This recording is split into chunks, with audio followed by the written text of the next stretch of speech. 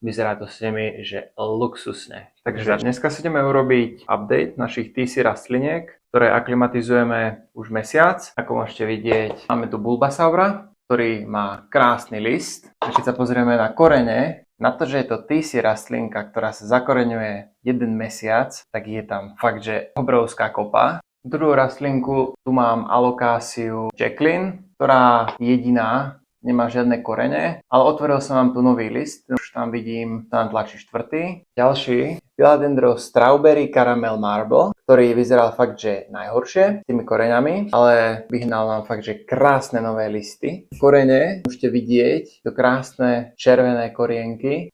Poslednú, tu mám túto nádhernú Legacy, asi toľko k tejto.